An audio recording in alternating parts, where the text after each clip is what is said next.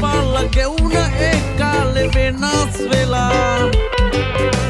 ඈත දුර රටක අපේ හීන පොඩි රජ වෙලා මොනව කොළවලට පාට සමනලු හිනහිලා එන්නෙපා ආය හීන පුරවකන රවටලා කන්දක් නැගපං පල්ලම ගැන ඔබ හිතන්න එපා ගමනක් ඵලයක් වංගු ගැටිති ගැන බලන්න එපා එවතත් දෙසන උන් ගැන ඔබ එච්චර තැවෙන්න එපා